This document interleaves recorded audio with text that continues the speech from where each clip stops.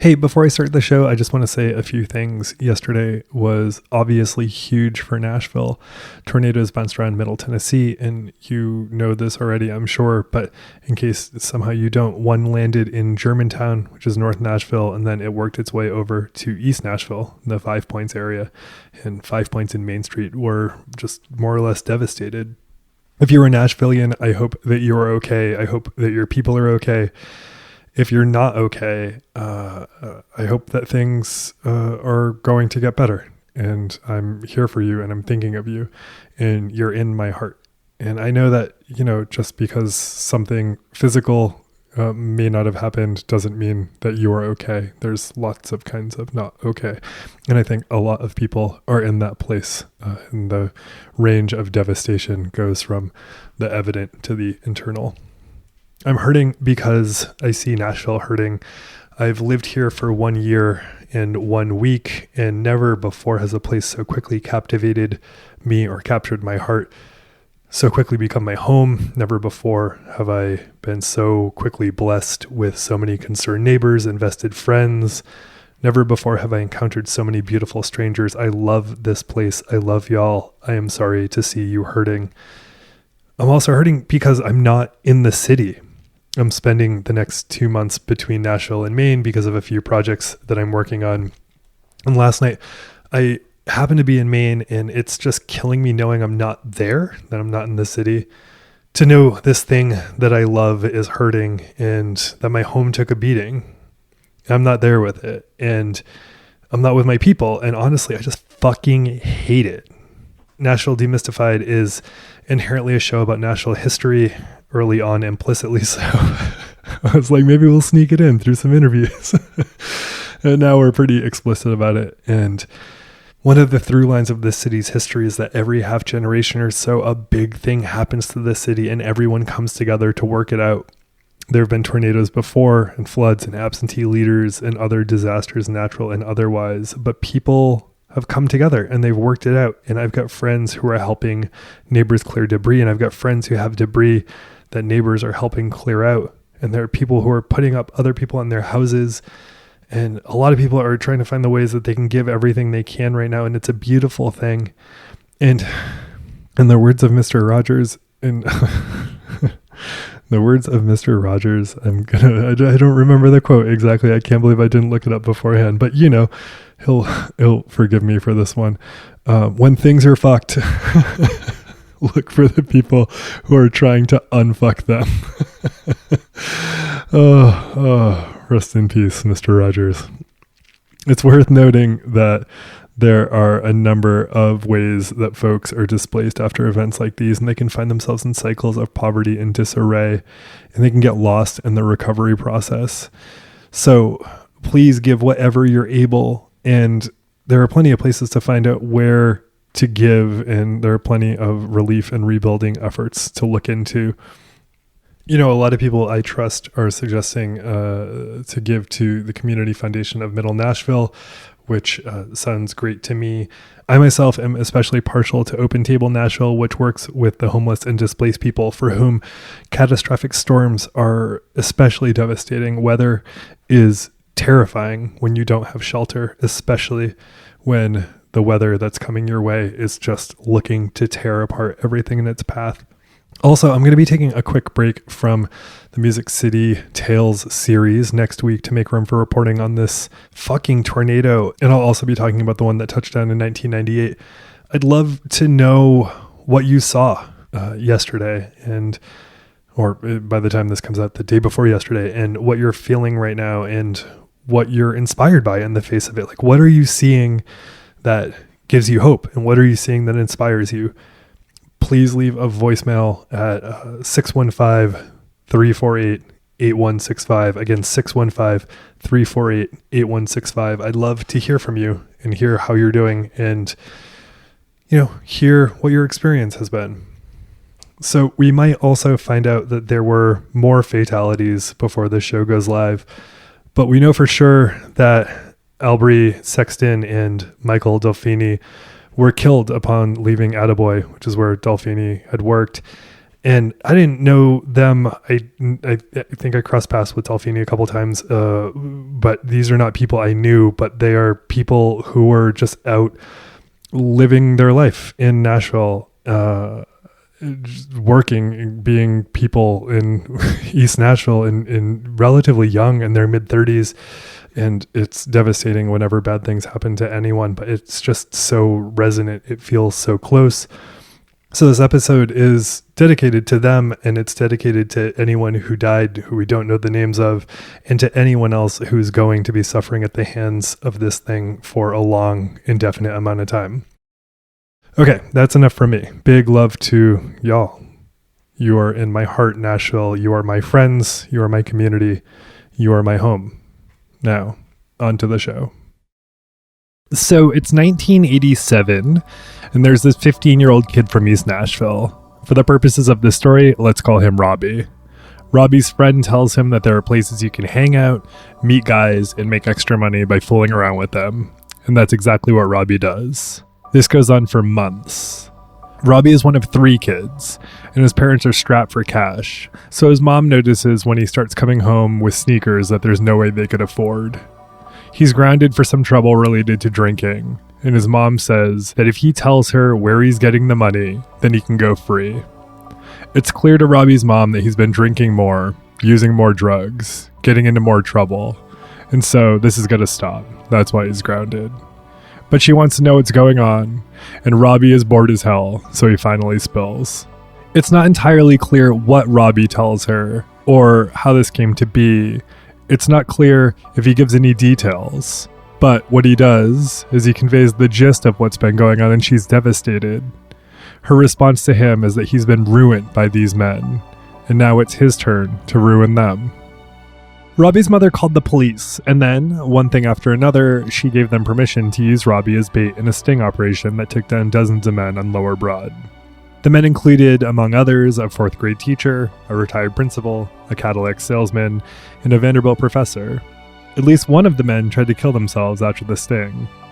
It led to the arrest of one store manager who, beyond trying to engage Robbie, was found to be engaging a 13-year-old boy for sex.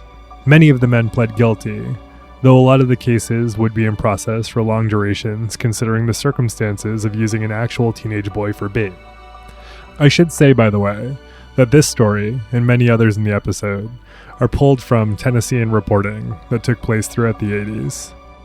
All the while, Robbie wasn't doing so hot. He developed a pretty bad drinking and drug problem. It was initially reported that he was hustling to support the habit, although his mother clarified that he developed these proclivities to cope with the hustle. While engaged in the sting operation, Robbie will get in trouble for helping his friend steal a purse from a woman at a mall.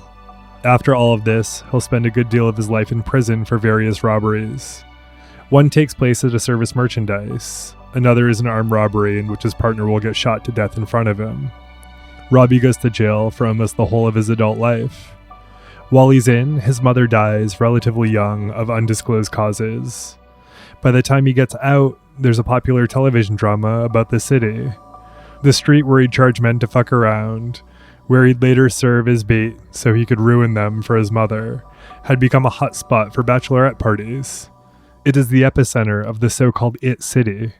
So how the fuck did this happen? Oh, you should know that this is Nashville Demystified, and I'm your host, Alex Steed. Nashville Demystified is typically a show in which I get to know the city better by talking with the folks who live, work, agitate, and make art here. We are presently in the middle of a mini-series called Music City Tales from the 1980s. It's exactly what it sounds like. So far, we've covered Opryland, TNN, and Lower Broad of the early 80s. We're about to recap that episode. But first, you should know that Nashville Demystified is brought to you by Knack Factory, a video and content production firm with offices here in the city. And it's brought to you also by We Own This Town, a collection of podcasts made by Nashvillians. Finally, if you listen to podcasts regularly, that is more than once, you should please like and subscribe wherever you do that. You should also leave a review, I guess. Somehow they help. I'm not sure how, but it's also, it's just nice to read nice things about a thing you're doing. So I'd appreciate it if you would leave a review. Okay, so back to the question at hand. How the fuck did this happen?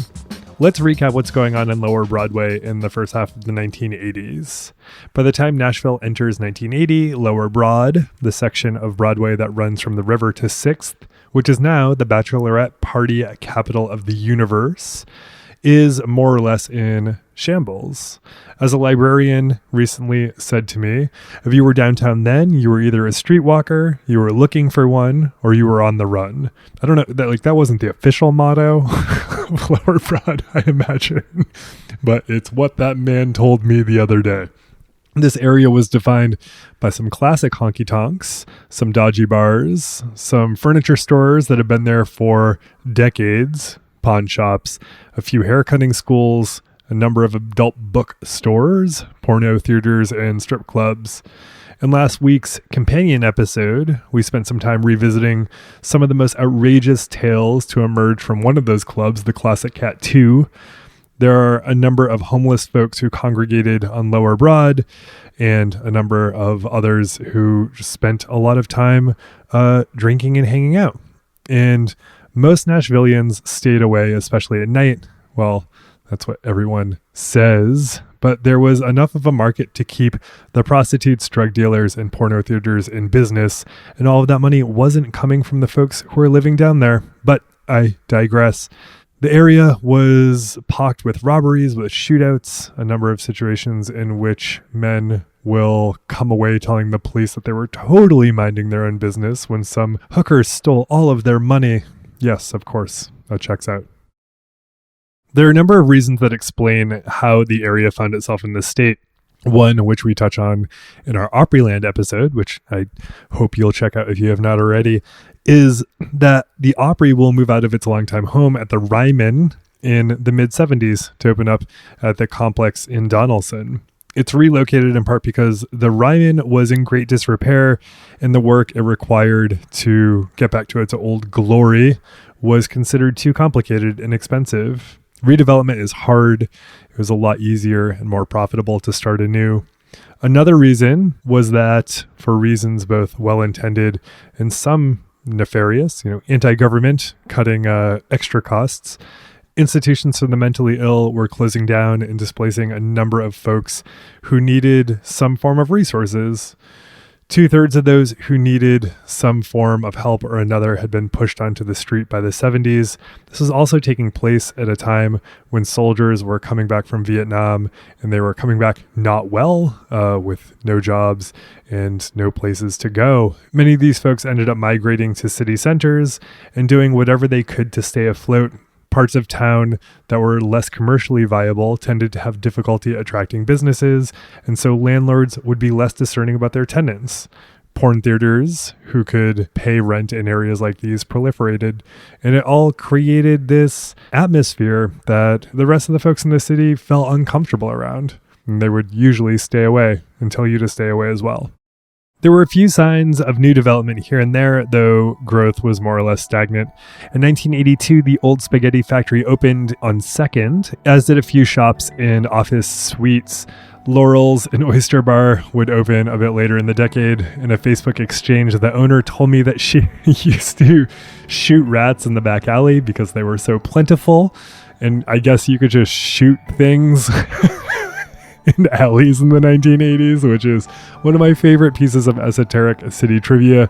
A few businesses on Lower Broad took advantage of some interest-free loans that were being offered through the city, and they took advantage of this to make renovations to facades of their buildings, making them look a bit more historic, but overall growth was nothing substantial. There was, however, a repeated promise from Mayor Richard Fulton that the area would one day return to the glory that was once there, and you would hear this hopeful refrain from business owners at the time. There were also a few promising development efforts underway that Fulton tried like hell to usher into reality. The first is the revitalization of the riverfront, where Broadway meets the river. Fulton will oversee the formation of that area into a park. The second, which leans a bit less on the city and has more to do with its owners, is the renovation of the Ryman, which is at this point in shambles. This won't happen during Fulton's term, but it will be built upon the momentum of the mayor's crowning achievement as it relates to revitalization, which is the creation of a convention center. The conversation regarding the center is long and it's ongoing, and it'll take place for nearly a decade before the actual construction finally takes place. But by 1984, a plan is fully underway for a center to be built at 6th and Broadway. Businesses are condemned and relocated to make way for the new center, which Nashvillians are told will attract hundreds of thousands of people and fill the hole left by the Opry 10 years back. This will attract new businesses and development, and Broadway will be new again. Maybe folks will even stop calling it Lower Broad. Spoiler, real estate brand specialists did try to pull this one off, but it didn't quite stick. So it's worth diving into this effort a bit because it illustrates the way city-directed development efforts ultimately work, or maybe did work when this all took place. Sometime in the early 80s, Fulton's administration paid an out-of-state consultancy to tell them what they would need in order to attract a convention center, or I should say just attract overall development of the otherwise depressed area. I haven't seen this report, but one imagines it says something along the lines of, have a downtown that's less intimidating to visitors, and maybe scale down on porno shops. So Fulton puts together a convention center commission that will help realize a lot of these goals. And this is run by respected business people, and this is back in the 1980s when everyone just trusted business people no matter what because they had suits, and if you had a suit, it meant you knew how to do things. Interestingly, Nick Goulas is on this commission. Goulas is a regional wrestling kingpin and makes a very funny, unexpected appearance in our episode about David Berman. When Goulas is noted in the announcement about the formation of the commission, he is not talked about in proximity to his wrestling for some reason, which is like the big thing he's known for. And I'm just curious to know what his participation in the council looks like, and I can't wait to learn more about that at some time in the near future. So now this commission exists and its focus is on realizing the convention center, but by extension, it's also looking out for ways to make the downtown more appealing to development generally. And so they start putting pressure on the landlords of porno theaters and strip clubs, and they're telling them, you shouldn't renew your leases. You want the city to be better, don't you? But the landlords are like, these are the only people who will lease down here. And in some cases, they'll pay twice the asking price for rent. And this is kind of how it all goes down. The businessmen are there, and they're the picture of people who want revitalization, and they know how to get there. And it's them versus everyone who stands in their way. And they help construct a narrative in which there are these good, progressive actors who want businesses to grow and thrive, and there are the people who are looking to screw the whole thing up. There's the lower class, and there are people who are either struggling to figure out how to make the system work for them, and they just don't know how to do it anymore. And then there are those who've been failed by it entirely. And these are the people who are standing in the way of moving into the future. I mean, they didn't say that, but it's pretty heavily implied. There's also what appears to be a parallel police escalation targeted toward downtown that Fulton claims is unrelated to his aspirational development. And there are numerous arrests of people on Lower Broad and challenges to liquor licenses. While strip clubs had already faced new rules targeted at reining them in the late 70s, porn theaters will begin to experience more enforcement from codes people and sting operations as well. While many of the businesses that survived the 1980s will tout the fruits of the city as a whole during this time, many others will claim or report police harassment targeted towards them and their patrons. One woman would get beaten so badly by a police officer that was clearing out loiterers in front of a restaurant that she claims a beating triggered a miscarriage.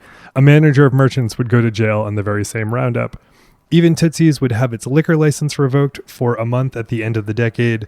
The porno theaters and strip clubs would get targeted for health code violations as, in an era before internet porn or even mass home video rental, people would go to these places to masturbate, have anonymous sex, or hook up with prostitutes.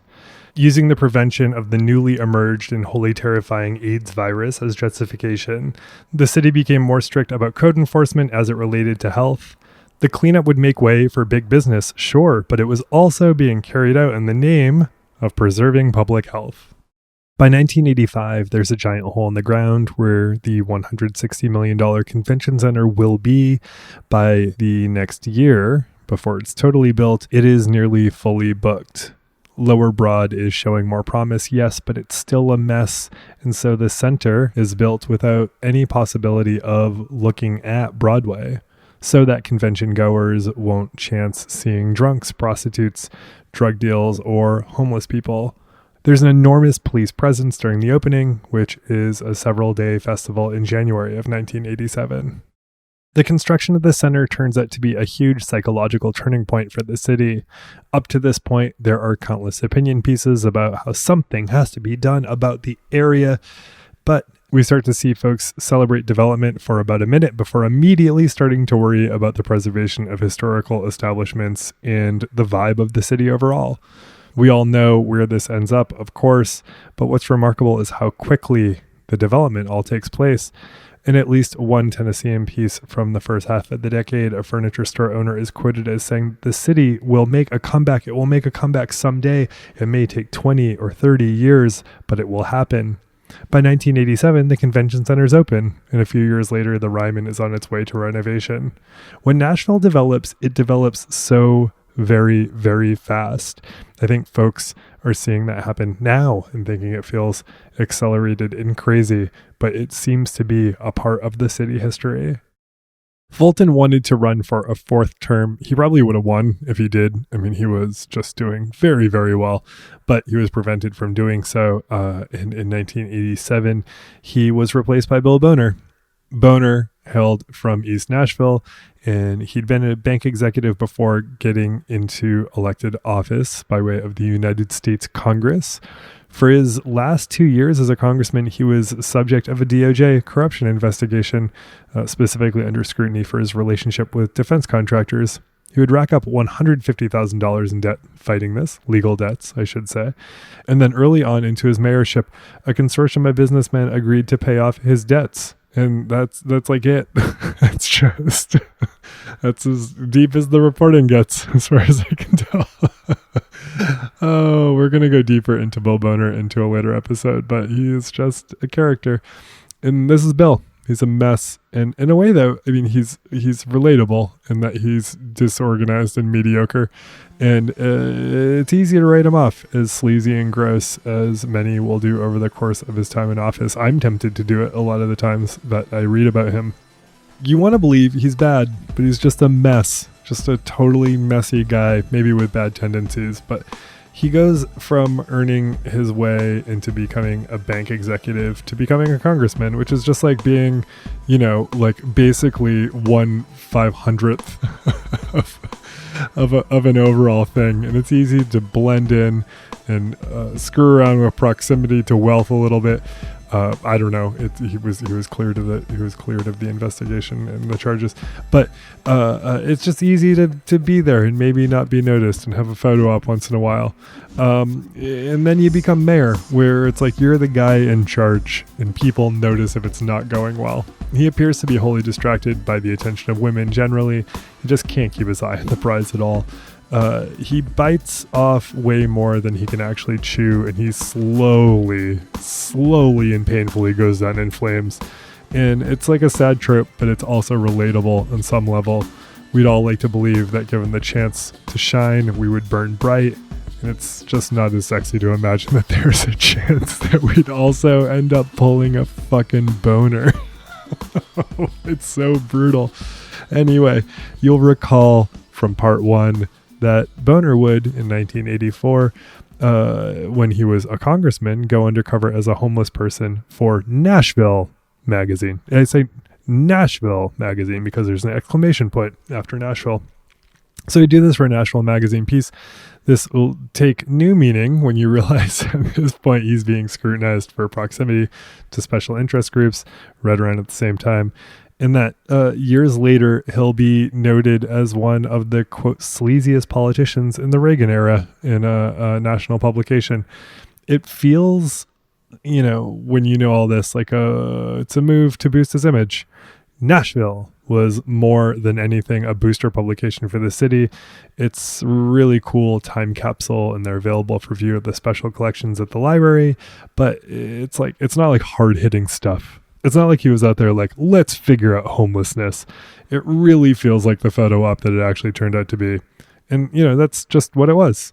There's an AP piece that came out based on the quote experiment that makes Boner seem real deep, but he just doesn't come to any conclusions that are worth a whole lot.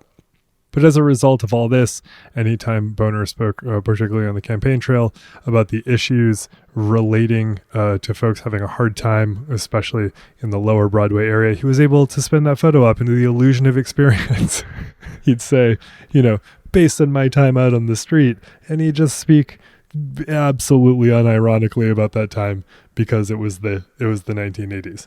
Don't forget, though, anytime he spoke with that authority, this was a man who was a bank executive, who was then a congressman, who was investigated by the Justice Department, and then to get out of his legal fees was given $150,000 by wealthy businessmen. When it came to Lower Broadway and the issues faced by those most affected there, the homeless, Boner actually pitched a solution that was remarkably progressive for the time, though it was also flawed. He wanted to have single occupancy housing for the homeless constructed. This would basically be affordable transitional housing. It's often referred to in the press at the time as a homeless hotel. One quirk is that, and I can only find this in a retrospective mention about the proposal in an article about Boner that came out at the end of his term, that it may have just been housing built exclusively for men. And if it was, I'm not sure that there was a solution pitched for women. If this is the case, it stands out because when Boner did the piece for Nashville, he mentioned that he felt most saddened by the men who lived in Lower Broad and appeared to find themselves in a situation where they no longer were employable. And if this was the case, Boner didn't appear to have a solution for women, as I said, which is hard not to want to analyze in the context of his overall relationship with women at this point. And so it's a progressive solution, yes, but if it is only for men, there are obviously some issues here. So I found myself oddly excited by discovering Boner's pitch. I was like, okay, he gets it and he's going to try to do something about it.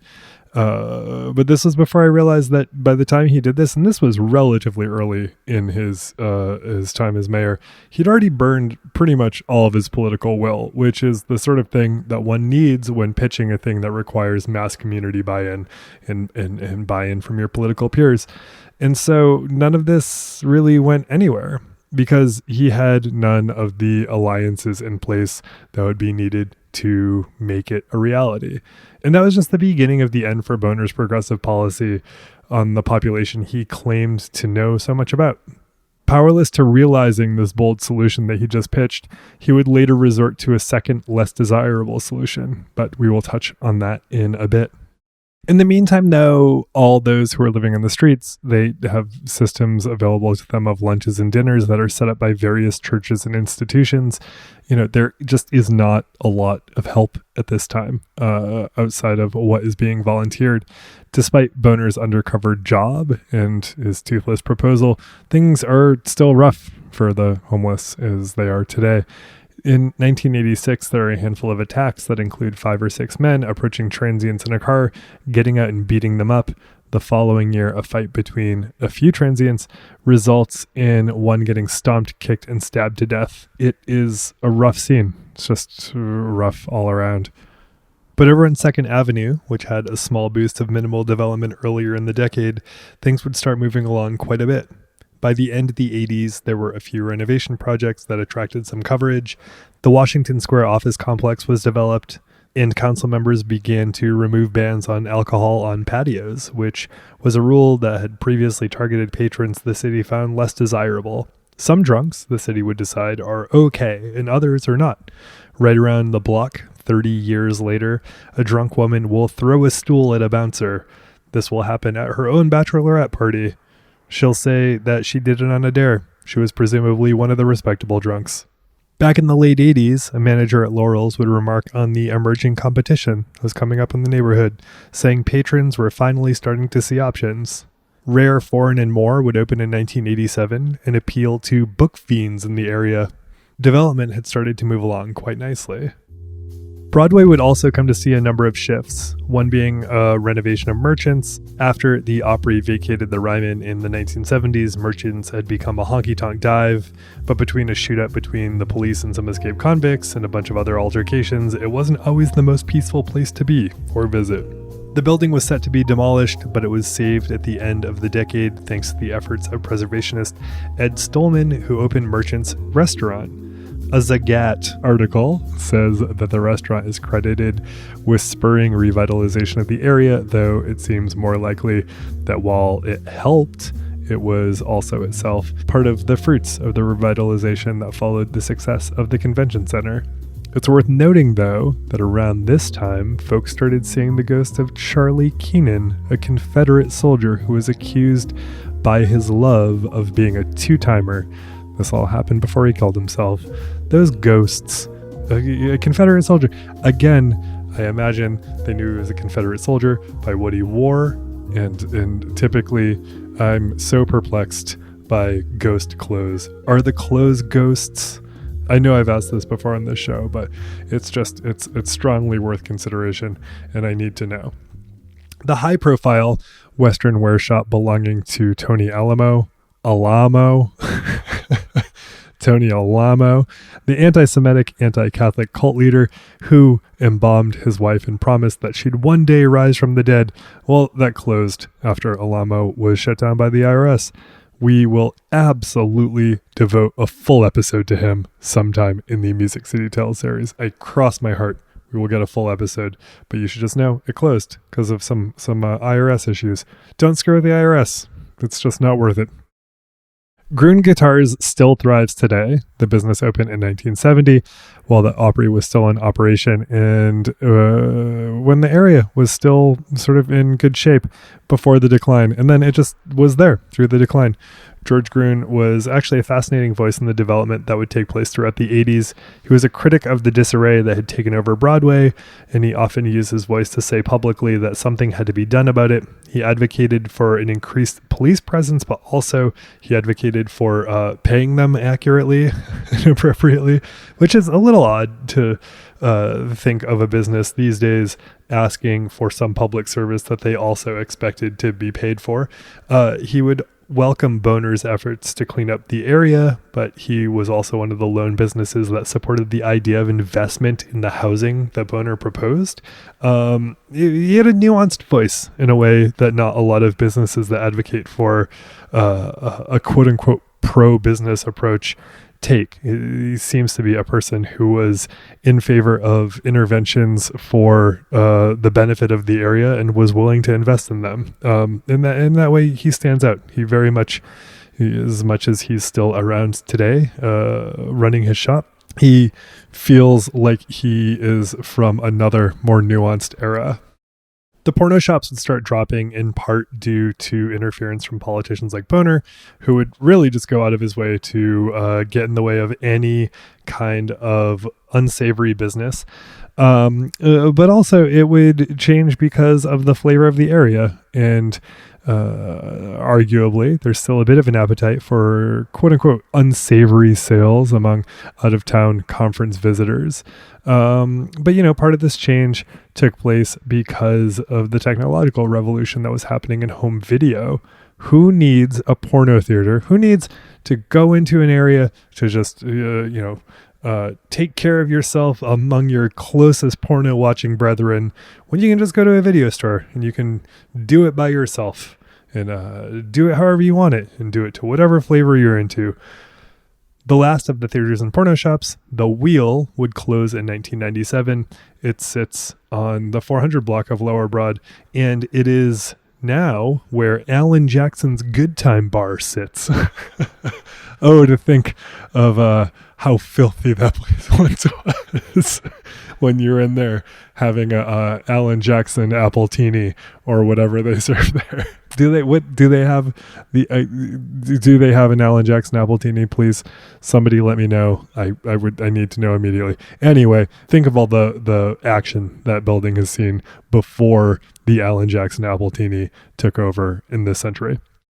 Despite a brief scare regarding ownership and transition of ownership, Tootsie's obviously endured throughout the 1980s, and it lives on today. Roberts would do the same. For all the shade it's going to feel like Boner is getting in this episode, I do want to say that curbside recycling is launched while he's in office, and that is great. But otherwise, things are kind of rough. He's off and on with his wife, starting almost immediately. There's speculation that he's having a fling with his former bodyguard, who is seen, I kid you not, shooting pigeons with a BB gun at his home in East Nashville.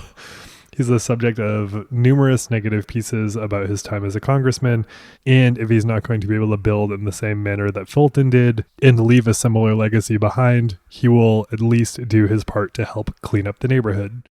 Boner's time in office was noteworthy for its heavy-handed policing. He introduced a crime hotline targeted at Lower Broad, and the police would stage large-scale arrests against people on the street, bars and bar owners, anything that was considered undesirable. This would happen in bursts, though there was an especially intense push that would run through the end of 1989. A continued crackdown would take place at sex shops and porn theaters, which, as I said above, would begin to drop like flies. The police presence under Boner will become so robust that it starts to scare off actual customers. Some restaurant owners and managers and other folks that maintain places on Lower Broad will complain of police harassment, and Boner's 6-month reign of police terror does little to curb the fact that it just turns out nobody likes him. By early 1990, he's maintaining a 20% approval rating. All of the cleanup in the world just can't stop that. In 1990, the Tennessean will profile the new tourist appeal of Lower Broad. There's mention of transients, yes, but they aren't seen as nuisances. They're described, in a way, as folk heroes. Jewel Tabor, who plays into the 1990s honky-tonk scene, is noted for living in a van for the past 6 years, going back to 1984. He's not homeless, he's a bohemian. The fact is, the homeless are still around, but they've largely been enforced into finding somewhere else to live, somewhere else to be. Quote, problematic homelessness itself has not been taken care of. It's just been pushed out of sight. And there in that article, tourists are noted for coming to Lower Broad as they always had, but now enthusiastically catching some of the charm of the newly revived area. There's no mention of shootouts or police harassment or the other sorts of shady situations we've described that had taken place throughout that decade. And one tourist from Detroit even mentions that it's so nice to be able to go out without the fear of running into gangs or getting raped. The 1980s in that way, and the legacy of Lower Broad were over in Nashville. This is the birth of the Lower Broad that Robbie will be released into. It's the epicenter of the, quote, It City, where in 2013, the police will fight with the Blackfoot Gypsies because a member of the band bumped into one of their cars. It's the Lower Broad where, in 2017, a man will get so drunk that he will get arrested for riding the rear bumper of an ambulance. It is the Lower Broad where a 46-year-old woman will take off her pants in front of the police and get arrested for being drunk and being naked. It is the Lower Broad where a man, not long ago, will flip a hot dog stand on 5th and Broadway. It was in November of last year. See? Not long at all. Where a few weeks back, an English tourist got real drunk and was charged with domestic assault when she began attacking her husband at Honky Tonk Central before going back to their hotel room, cutting his face with a razor, cutting her wrists, and then trying to jump over a railing. You know, there's this Tennessean article from 1987 that I've thought about literally every day since I first came across it. The person quoted in it is Reverend Carl Resenter, who throughout the 1980s, I believe has done a lot of work relating to advocating for the homeless population and is just a liaison to that community. It's about the city starting to issue beer permits for the Nashville Italian Street Fair. This is controversial to Resenter, and he explains why. The article is called Strings Pulled for High-Class Drunks. Downtown Street Festival organizers, quote, pulled strings for city approval to sell beer to, quote, high-class drunks, while, quote, low-class drunks are expelled from the area, the Nashville Union Missions Director charged yesterday. The Reverend Carl Resenter said Wednesday's Metro Beer Board approval of beer permits for the Italian Street Fair and Market Street Festival, both to be staged within a 3-block radius of Lower Broadway, represents, quote, dangerous precedent. Everyone's always saying, let's clear out the drunks from Lower Broadway area. And now, what does the city do but bring these high-class drunks in here, he said. In the years and decades that will follow, quote, anti-littering codes and then anti-camping codes will be developed and heavily enforced to ensure the district is free from the sight of those struggling with homelessness and related and resultant ailments. As of today, there are an estimated 20,000 people living out in the streets of Nashville. And in August of last year, a Nashville man was arrested for pissing off the side of Honky Tonk Central onto the equally drunk but probably unsuspecting crowd below. So, welcome home, Robbie. Welcome home to the It City. That's it for this episode of Nashville Demystified. Again, I'm your host, Alex Steed. You've been listening to an installment of Music City Tales from the 1980s from our mini-series by that name. This is your Lower Broad installment, or this is the second half of the Lower Broad installment. Thanks for listening. I want to thank Cameron Davidson for taking care of all things sound. Based on what I send to him every week, he always has his work cut out for him, and he always makes everything sound so great. Thank you, Cameron. Thanks to We Own This Sound for having us on their network, and to Knack Factory for making the show possible. Again, I think next week we'll likely pause this series to talk about the tornado in an episode. We'll talk about this one, and we'll talk about the one that touched down in 1998. Speaking of which, I know you're already doing this, but take extra good care of each other out there. Be kind, be generous. I appreciate you. Thanks for listening.